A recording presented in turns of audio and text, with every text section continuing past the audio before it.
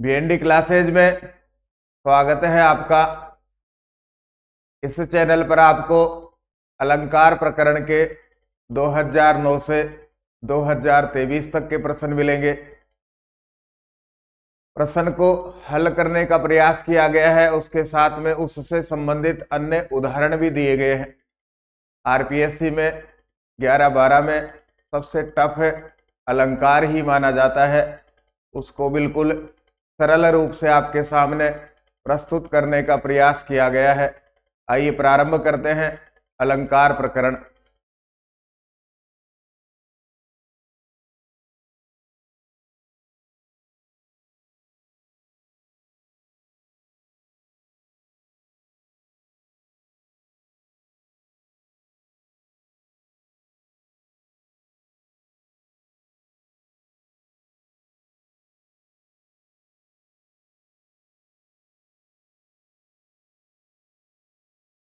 गिर्वा भंगाभिरामम मुहुरनु पतति शैनंदने बद्ध दृष्टि पश्चार्धेन प्रविष्ट है सरपतन भयाद भूयसा पूर्व कायम धर्वैरर्ध्रार वलिडै सर्म विवृत मुख भ्रंशिवि कीर्ण वर्तमा पश्योदग्र प्लुतवाद वियति बहुतरम स्तोक मुरव्या प्रियाति।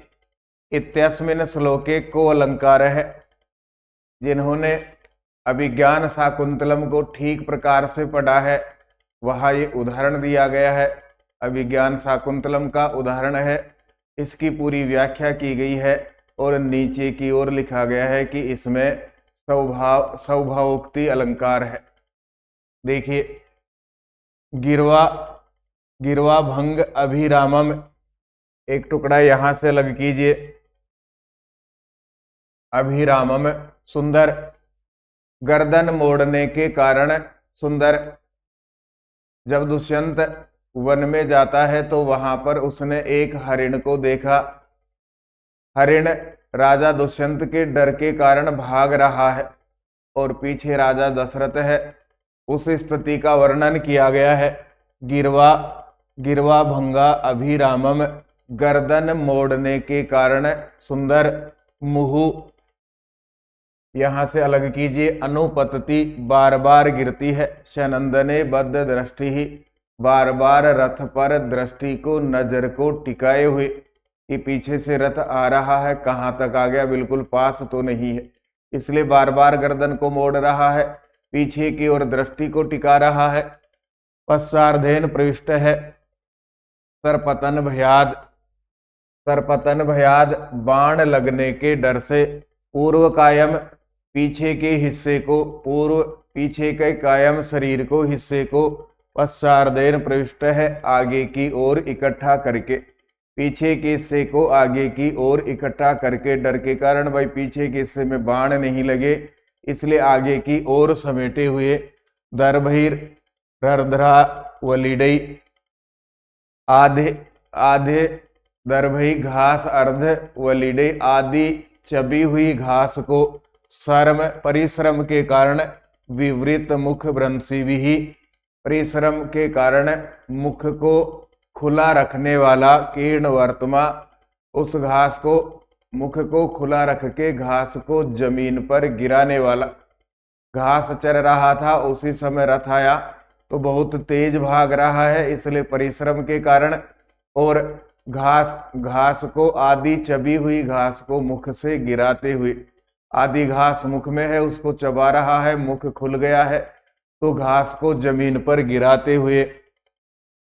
पश्योदग्र प्लुतवाद वियति बहुतरम स्थोक मुरव्या प्रियाति। इस प्रकार से देखो, यह हरिण पश्य उदग्र प्लुतवाद, उछलने के कारण, देखो उछलने के कारण। वियति बहुतरम स्थोक मुरव्या प्रियाति, जमीन पर कम और आकाश में ज्यादा दौड़ रहा है। रथ आने के कारण हरिण बार बार अपने गर्दन को मोड़ रहा है, रथ पर बार बार अपनी दृष्टि टिका रहा है, पीछे के शरीर को आगे की ओर इकट्ठा कर लिया है।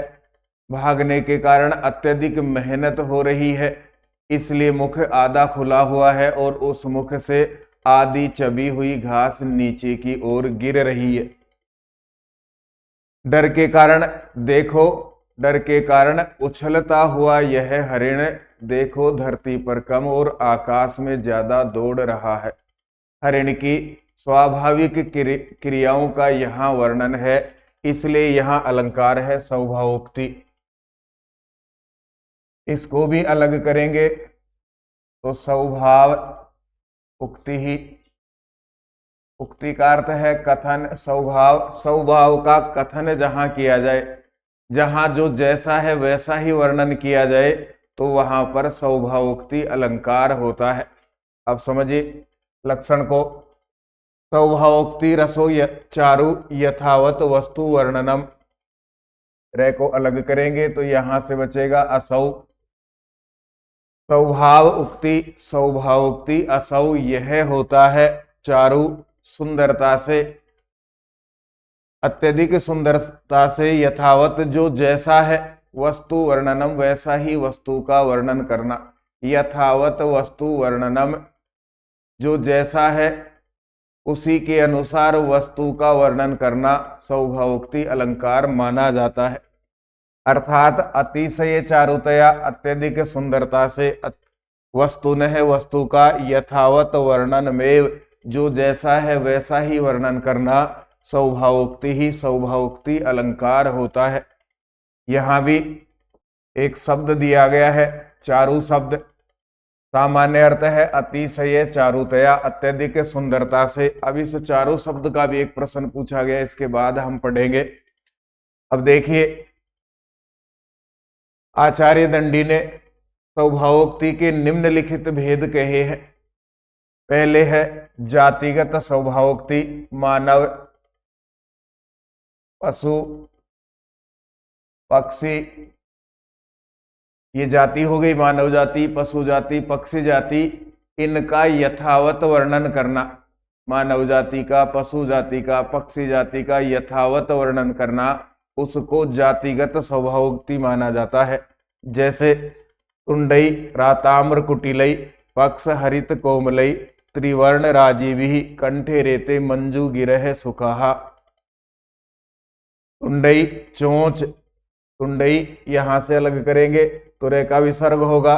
तुंडई चोंच, आताम्र लाल, कुटिलई टेढ़ी, लाल और टेढ़ी चोंच से, पक्ष पंख हरित हरे कोमलई कोमल हरे और कोमल पंखों से, त्रिवर्ण राजीवी त्रिवर्ण तीन रंगों से, राजीवी सुशोभित कंठई कंठ कंठ तीन वर्णों से सुशोभित, कंठ तीन वर्णों से सुशोभित। तीन वर्ण कौन कौन से हैं? नीला, लाल और धूसर। त्रिवर्ण तो नीला है, लाल है और धूसर है। सुशोभित है एते ये सब मंजू गिरह सुखाहा, मंजू गिरह सुंदर, सुखाहा तोते। तोता जाति की, सुख जाति की स्वाभाविक सुंदरता का वर्णन यहाँ किया गया है। पहली विशेषता उनकी कही गई है तोता जाति की। तुंडई चोंच, आताम्र लाल, कुटिलई टेढ़ी। तोता जाति की चोंच लाल और टेढ़ी है। पक्ष पंख हरित कोमलई हरे और कोमल है। त्रिवर्ण राजीवी कंठई कंठ तीन वर्ण से सुशोभित है। नीला, लाल और धूसर इन तीन रंग से सुशोभित है।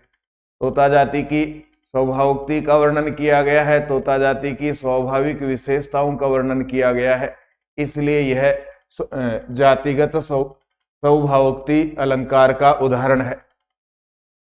दूसरा प्रकार देखिए गुणगत स्वभावोक्ति। किसी में भी जो गुण है उनका वैसा ही वर्णन करना, ये गुणगत स्वभावोक्ति का उदाहरण है। सुभग, सलील, अवगाहा, पाटल, संसर्गी, सुरभि, वनवातः, प्रच्छाय, सुलभ, निद्रा, दिवसः, परिणाम, रमणीय। सुभग, सलील, अवगाहा सुंदर, दिखाई देता है। सलील अवगाहा, पानी से नहाना, पानी से नहाना सौभाग्य की बात है, अच्छा लगता है। फिर आगे कहा पाटल पुष्प का नाम है। पाटल फूल के, पाटल पुष्प के संसर्ग होने से, पाटल पुष्प का संसर्ग होने से सुरभि सुगंधित हो गई है। वन वाताहा, वन की वायु, वन की वायु में पाटल पुष्प मिल जाने से सुगंधित हो गई है। फिर आगे तीसरी विशेषता कही है प्रच्छाय सुलभ निद्रा, सुलभ आसान है, निद्रा नींद, प्रच्छाय वन के नीचे, वन के वृक्षों के नीचे नींद लेना आरामदायक है, आसान है, अच्छा लगता है। दिवसः परिणाम है, दिवस का परिणाम होता है सूर्यास्त का समय, रमणीय सुंदर लगता है। इसमें ग्रीष्म ऋतु के गुणों का वर्णन किया गया है, इसलिए ये गुणगत स्वभावोक्ति अलंकार का उदाहरण है। फिर से देखिए सुभग सलील अवगाहा, सुभग अच्छा लगता है, सलील अवगाहा पानी में नहाना, गर्मी के समय में पानी में नहाना अच्छा लगता है। समय बदला, लोग आधुनिक हो गए तो वो एक कुंड बना करके उसमें कूदते हैं, वो भी हम कह सकते हैं यहाँ पर सुभग सलील अवगाहा, अच्छा लगता है पानी में नहाना। फिर पाटल संसर्गी, पाटल के पुष्पों से, पाटल के पुष्पों का संसर्ग हो जाने से सुरभि सुगंधित हो गई है। वन वाताह, वन की वायु, वन की वायु पाटल के पुष्पों का संसर्ग हो जाने से या वन की वायु में पाटल के पुष्पों की सुगंध मिल जाने से सुगंधित हो गई है। प्रच्छाय सुलभ निद्रा, वन के वृक्षों के नीचे सोना आरामदायक लगता है, अच्छा लगता है, सुंदर लगता है। दिवसा परिणाम है, और दिन का परिणाम सूर्यास्त का समय रमणीय सुंदर दिखाई दे रहा है, रमण के योग्य दिखाई दे रहा है। ग्रीष्म ऋतु की सुंदरता का वर्णन यहाँ किया गया है, इसलिए स्वभावोक्ति अलंकार है। स्वभावोक्ति में भी ग्रीष्म के गुणों का वर्णन है, इसलिए गुणगत स्वभावोक्ति का उदाहरण है। फिर आगे बढ़ेंगे तो क्रियागत स्वभावोक्ति, किसी भी पदार्थ की क्रियाओं का स्वाभाविक वर्णन करना, वो क्रियागत स्वभावोक्ति का वर्णन है। पारावत है, कबूतर की क्रियाओं का स्वाभाविक वर्णन यहाँ किया गया है। कलक वणित गर्भेण, कंठ से, कंठेना पूर्णितेक्षण, पारावत है परिक्रम में रिरिंसु चुंबती प्रियाम। कलक वणित गर्भेण कंठेन, सुंदर कंठों के द्वारा, पूर्णितेक्षण है कामुक नयनों के द्वारा, बाण चलाता हुआ। पारावत है कबूतर परिक्रम में घूम घूम करके रिरिंसु चुंबती, बार बार चुंबन ले रहा है प्रियाम, प्रिया का। एक कबूतर की क्रियाओं का सुंदर वर्णन यहाँ किया गया है कि सुंदर कंठ के द्वारा कामुक नयनों को चलाता हुआ घूम घूम करके जगह बदल बार बार कबूतर अपनी प्रेयसी का चुंबन कर रहा है। तो ये कबूतर की क्रियाओं का स्वाभाविक वर्णन किया गया है, इसलिए क्रियागत स्वभावोक्ति का उदाहरण है। द्रव्यगत स्वभावोक्ति, द्रव्य के स्वभाव का वर्णन करना, किसी भी द्रव्य का जो जैसा है वैसा ही वर्णन करना, वो द्रव्यगत स्वभावोक्ति का उदाहरण है। कंठे काल है, कंठ में काल, कंठ में काल अर्थात विष, कंठ में विष। यहां से अलग करेंगे तो इंदु शेखर है, इंदु चंद्रमा, शेखर है शिखर पर चंद्रमा। और यहां से अलग करेंगे तो वृष ध्वज है, बैल का वाहन। कंठ पर, कंठ में काल, चंद्रमा शिखर पर और बैल का वाहन, बैल का वाहन। करस्थेन कपालेन, जटाभि स्निग्ध ताम्राभि। रे का विसर्ग होगा तो आवि राशि। फिर से देखिए, पूरा पढ़ लेते हैं एक बार, फिर समझ में आएगा। कंठे कालः करस्थेन कपालेन्दु शेखरः जटाभि स्निग्ध ताम्राभि रावि राशि वृषध्वजः। भगवान शंकर की स्वाभाविक, भगवान शंकर का स्वाभाविक वर्णन यहाँ किया गया है। कंठे कालः, कंठ में विष है जिनके, फिर इंदु शेखर है, चंद्रमा शिखर पर है जिनके, वृषध्वज है, बैल जिनका वाहन है। ऐसे भगवान शिव करस्थेन कपालेन, हाथ में कपाल, स्निग्ध ताम्राभि जटाभि, और ताम्र रंग की जटाओं के साथ आवि आसी प्रकट हुए। भगवान शंकर की स्वाभाविक स्थिति का वर्णन किया गया है। कंठे काल है, उनके कंठ में काल है, इंदु शेखर है, चंद्रमा शिखर पर है, मस्तक पर है, वृषध्वज है, बैल इनका वाहन है। ऐसे भगवान शंकर हाथ में कपाल और ताम्र रंग की जटाओं को लेकर के प्रकट हुए। तो एक पदार्थ की स्वाभाविक क्रियाओं का यहाँ वर्णन किया गया है, एक द्रव्य की स्वाभाविक क्रियाओं का वर्णन किया गया है, इसलिए द्रव्यगत स्वभावोक्ति का उदाहरण है। प्रश्न एक था, उस प्रश्न को समझा, उसके अन्य उदाहरण भी पढ़े, क्योंकि इनके आने की संभावनाएं अधिक है। या फिर ये उदाहरण आते हैं, ज्यादा भी समझ में नहीं आएगा तो हम ये तो कह सकेंगे कि इसमें स्वभावोक्ति अलंकार है।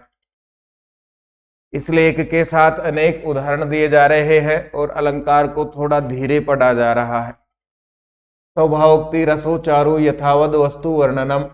स्वभावोक्ति अलंकार से अस्मिन लक्षणे चारों शब्द से तात्पर्यमस्ति। देखिए, लक्षण में से एक शब्द का अर्थ भी पूछ लिया गया हमें।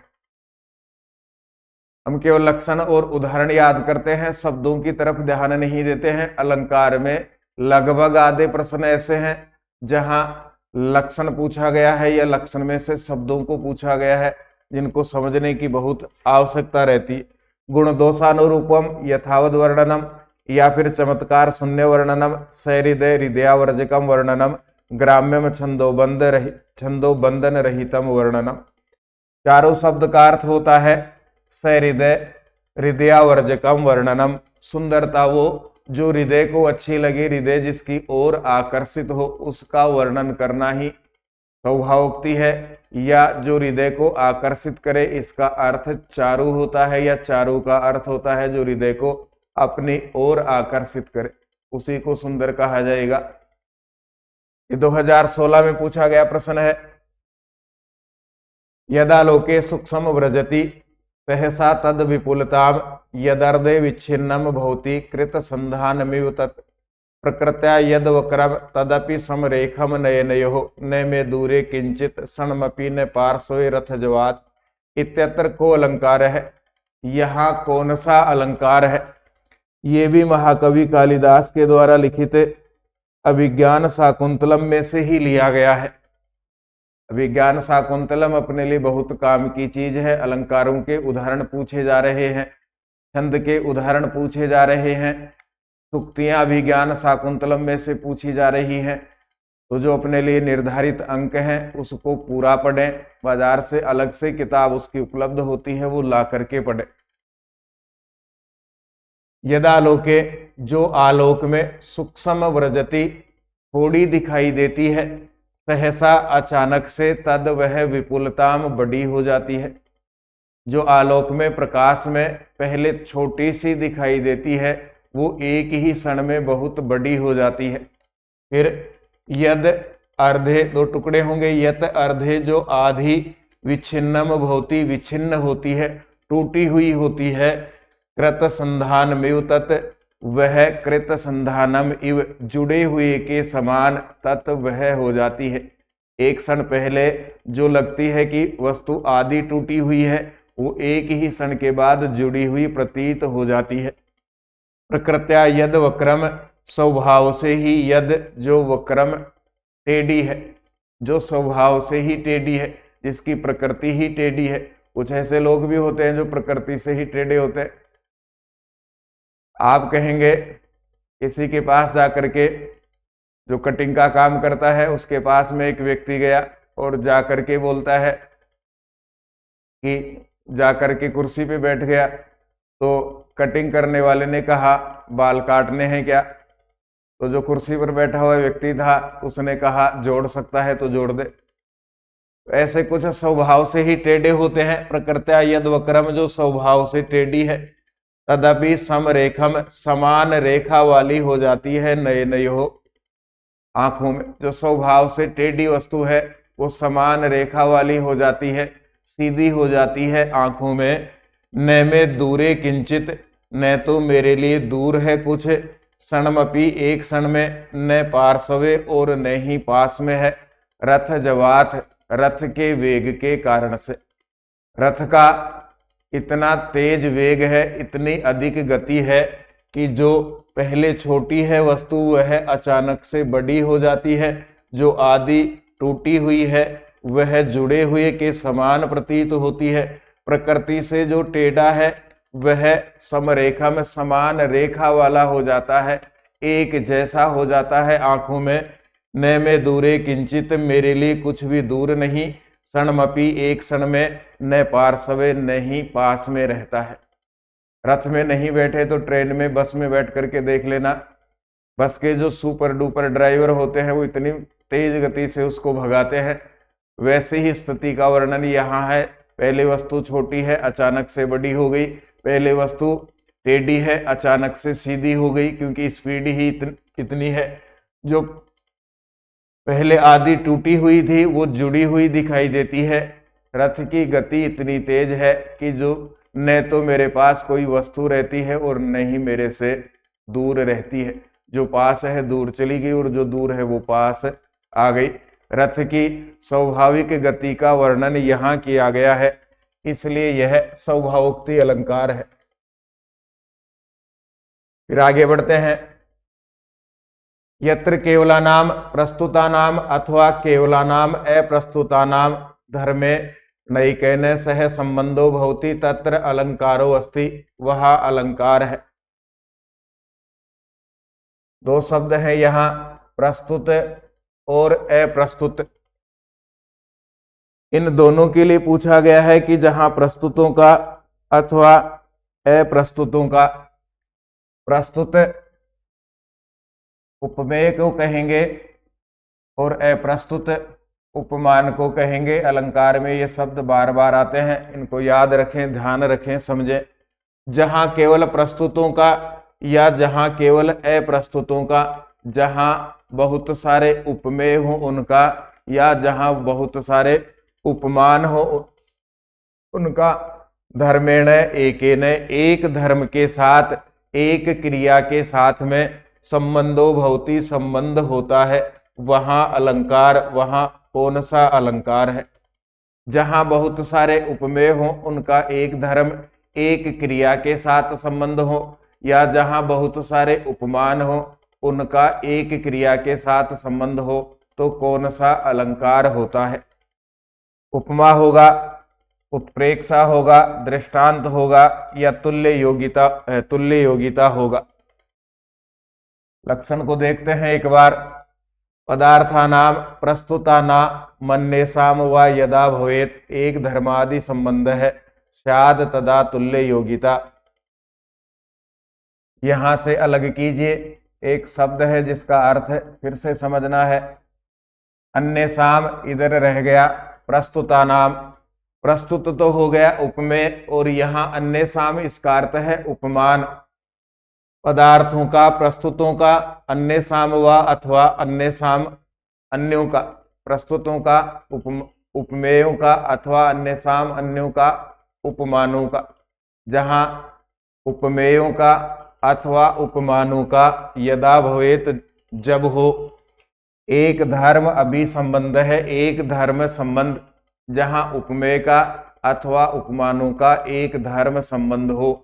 यहाँ धर्म संबंध का अर्थ है एक ही क्रिया हो, या तो उपमेय है बहुत सारे, उनकी एक ही क्रिया है, बहुत सारे उपमेय हैं उनका एक क्रिया के साथ संबंध है, या बहुत सारे उपमान है उनका एक क्रिया के साथ संबंध है।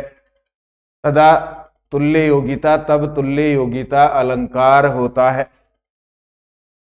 उपमेय खूब है, प्रस्तुत खूब है, उनका एक क्रिया के साथ संबंध हो, बहुत सारे उपमेय, बहुत सारे प्रस्तुत हो, उनके लिए एक ही क्रिया हो, बहुत सारे अप्रस्तुत हो, बहुत सारे उपमान हो, बहुत सारे अन्य हो, अन्य भी उपमान हो गया, उनका भी एक क्रिया के साथ संबंध हो, तो तुल्य योगिता अलंकार होता है। देखिए इसका उदाहरण, यम सर्व शैला परिकल्प वत्सम मेरो स्थिते दोगधरी दोह दक्षे भास्वंती रत्नानि महौषधिश्च प्रथुपदिष्टाम दुदुहुर धरित्रीम। महा औषधि च, ऊपर जात पहले दो पंक्तियों का अर्थ समझेंगे, तीसरे और चौथे चरण का फिर ऊपर समझ में आएगा। भास्वंती चमकते हुए, रत्नानी रत्नों को, रत्न कैसे हैं, रत्न कैसे हैं, भास्वंती चमकते हुए, तो उपमेय है रत्न, यहाँ रत्न उपमेय है। फिर महौषधिश्च महान औषधियां, महान औषधियां, औषधियों की विशेषता बताई जा रही है, ये भी उपमेय है। चमकते हुए रत्नों को और महान औषधियों को प्रथुपदिष्टाम, प्रथु के उपदेश के अनुसार, महाराज प्रथु के उपदेश के अनुसार, प्रथु जिनके नाम पर पृथ्वी पड़ा, उन महाराज प्रथु के उपदेश के अनुसार धरित्रीम, धरती से दुदुहु दोहा गया, निकाला गया, दोहन किया गया। चमकते हुए रत्नों को और महान औषधियों को महाराज प्रथु के निर्देश के अनुसार धरती रूपी गौ माता से दोहन किया गया। यहाँ पर दो उपमेय है, औषधि उपमेय है, रत्नानी उपमेय है, दो उपमेय है, दोनों का एक ही क्रिया दुदुहु से संबंध है। रत्नों को निकाला गया, औषधियों को निकाला गया, उपमेय दो है, दोनों का एक क्रिया दुदुहु के साथ में संबंध है, इसलिए यहाँ पर तुल्य योगिता अलंकार है। पांडु सामम वदनम हृदय सरसम तवालसम च वपुः आवेदयति नितांतम क्षेत्रीय रोग सखी हृदंत है, क्षेत्रीय रोग सखी हृदंत है। पांडु पीला, सामम वदनम पीला पड़ा हुआ चेहरा, पांडु सामम वदनम पीला पड़ा हुआ चेहरा, हृदय में सरसम सरल हृदय, यहाँ से दो टुकड़े कीजिए, तव आलसम तुम्हारा आलस्य, च और तुम्हारा अलसाया हुआ वपुः शरीर, आवेदिति नितांतम बता रहा है अत्यधिक, क्षेत्रीय रोग सखी किसी रोग की ओर। हे सखी, तुम्हारा पीला पड़ा हुआ मुख, सरल हृदय और अलसाया हुआ शरीर किसी रोग की ओर इशारा कर रहा है। तुल्य योगिता अलंकार का लक्षण है अभवद वस्तु संबंध है, उपमा परिकल्पक है, इति कस्य अलंकार से लक्षणमस्ति।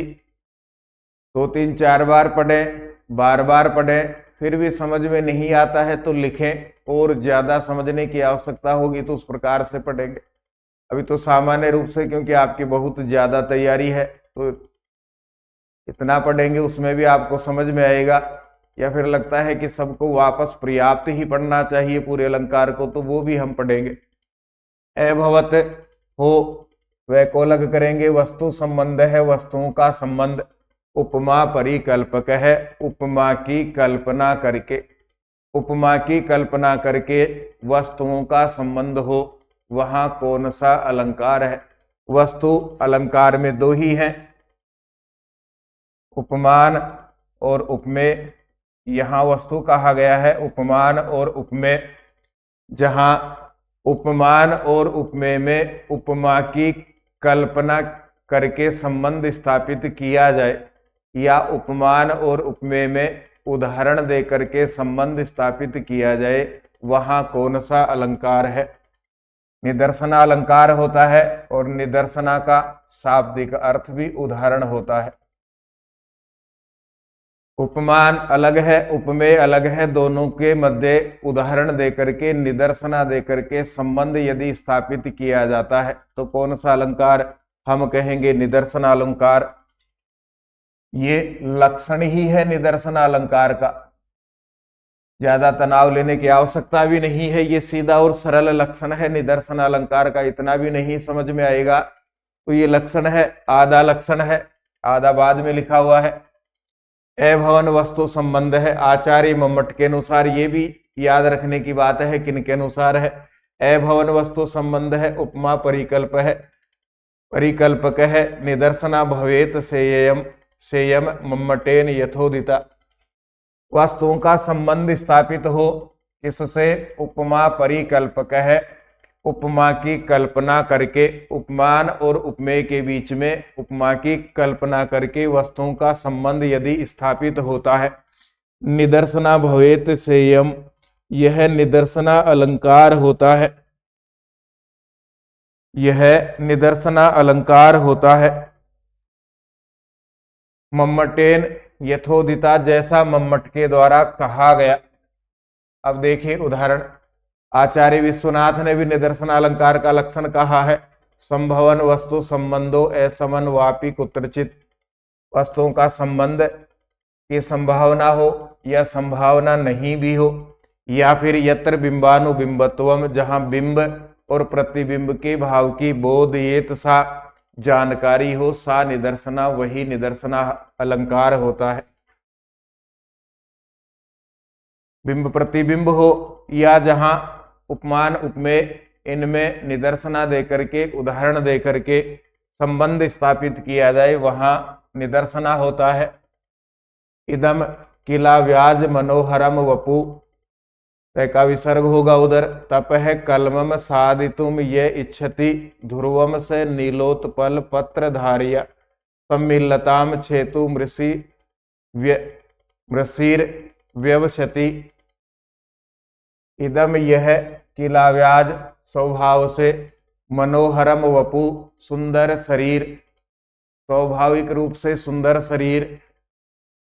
तपह कलमम, तपस्या का क्लेश, साधितुम सिद्ध करना, यह जो इच्छति चाहता है। इस शकुंतला के स्वाभाविक रूप से सुंदर शरीर से जो तपस्या का कष्ट कराना चाहता है, वह ध्रुवम निश्चित रूप से, नील उत्पल पत्रधारिया, नीले कमल के पत्ते की धार से, नीले कमल के पत्ते की धार से, सम्मिलताम छेतुम, यज्ञ की लकड़ी को, ऋषिम व्यवशति, काटना चाहता है। जो ऋषि, जो व्यक्ति स्वाभाविक रूप से सुंदर शकुंतला के माध्यम से यज्ञ संपन्न कराना, तपस्या संपन्न कराना चाहता है, अर्थात जो ये चाहते हैं कि शकुंतला तपस्या करे, वो व्यक्ति नीले कमल के पत्ते की धार से, वो व्यक्ति नीले कमल के पत्ते की धार से यज्ञ की लकड़ी को काटना चाहता है। निदर्शना का उदाहरण है,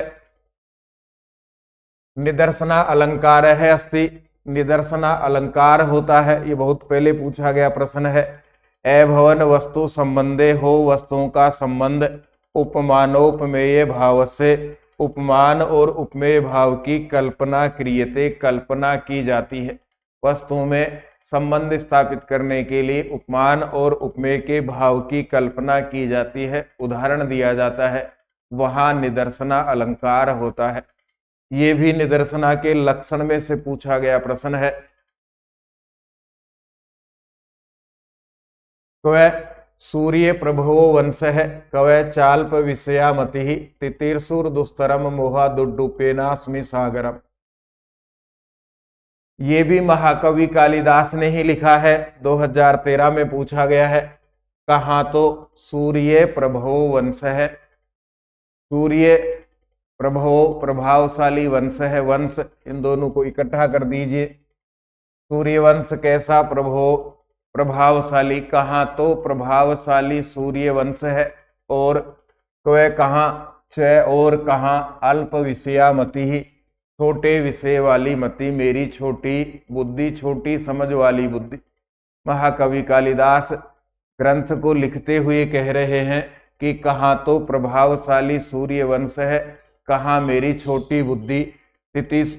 तितीर्षुर दुस्तरम मोहादु डुप्पेनास्मि सागरम। यह काम वैसा ही है जैसा छोटी नाव से समुद्र को पार करना। कहाँ तो प्रभावशाली सूर्यवंश है और कहाँ मेरी छोटी बुद्धि।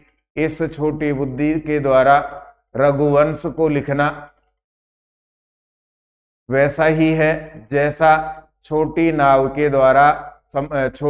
के द्वारा समुद्र पार करना। उपयुक्त उदाहरण, इस उदाहरण में कौन सा अलंकार है? निदर्शन अलंकार है। जो पढ़ते हैं, रघुवंश पढ़ते हैं, उनके लिए बहुत सारा है। खूब बार इसको पढ़ा है, कक्षा 11 और 12 में इसी पैटर्न पे पढ़ाया जाता है। तो ये निदर्शना अलंकार का उदाहरण है। फिर देखिए, निदर्शना के लक्षण से ही प्रश्न पूछा गया है। उपमा परिकल्पक है, अभवन वस्तु संबंध है, कस्मिन अलंकारे भवति। ये भी निदर्शन अलंकार के लक्षण में से प्रश्न है।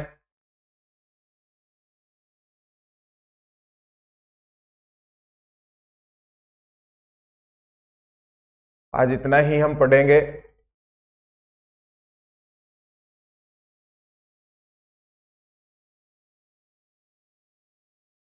इन सब को बार बार पढ़ें। अब तक जितने भी प्रश्न आ गए हैं उनको, उनके साथ में पर्याप्त अभ्यास के लिए उदाहरण दिए गए हैं, इनको भी पढ़ें।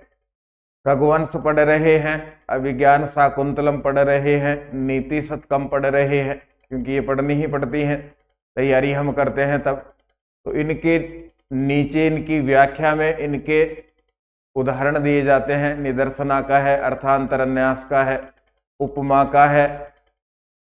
इन सबको भी ध्यान से पढ़े। श्लोक ठीक प्रकार से समझ में आएगा तो छंद और अलंकार संबंधित किसी भी समस्या का सामना हमें नहीं करना पड़ता है। तो उस समय जितना ज्यादा अच्छा पढ़ेंगे, अब जाकर के उतनी ही कम मेहनत हमें करनी पड़ेगी। फिर भी आपको लगता है कि इनको वापस पढ़ना चाहिए, तो सिलेबस के अनुसार क्रमबद्ध रूप से, विस्तार से और इससे भी अधिक सरल प्रकार से हम पढ़ने का प्रयास करेंगे। उसके लिए आप सबके सुझाव सादर आमंत्रित हैं। इन नंबर पर आप अपने सुझाव दीजिएगा, 9928946539। स्क्रीन पर संस्कृत सरला का द्वितीय संस्करण है। प्रथम संस्करण में पहली परीक्षा 150 में से 107 प्रश्न मिले थे। प्रथम संस्करण के बाद में पहली भर्ती परीक्षा हुई द्वितीय श्रेणी की 2022 में, उसमें से 150 में से 107 प्रश्न थे। क्योंकि अब हम देखते हैं तो प्रश्न, अधिकांश प्रश्न रिवाइज नहीं है, तो हमें अंदाज लगता है कि इसके आधार पे ये प्रश्न आगे पूछा जा सकता है। दूसरी भर्ती परीक्षा संस्कृत विभाग की थी, 150 में से 118 प्रश्न मिले। तीसरी भर्ती परीक्षा तृतीय श्रेणी भर्ती परीक्षा थी, 70 में से 52 मिले। बुक राजस्थान, उत्तर प्रदेश, दिल्ली, मध्य प्रदेश, हरियाणा, इनमें समान रूप से उपयोगी रहती है। बुक के लिए राजस्थान के सब स्टेशनर्स पर उपलब्ध है। ऑनलाइन यदि आप मंगाना चाहते हैं तो योगिता बुक हाउस जयपुर या फिर 9928946539 पर आप संपर्क कीजिएगा, आपको सुझाव मिलेंगे। हम फिर मिलेंगे। धन्यवाद। जय तु भारतम, जय तु संस्कृतम।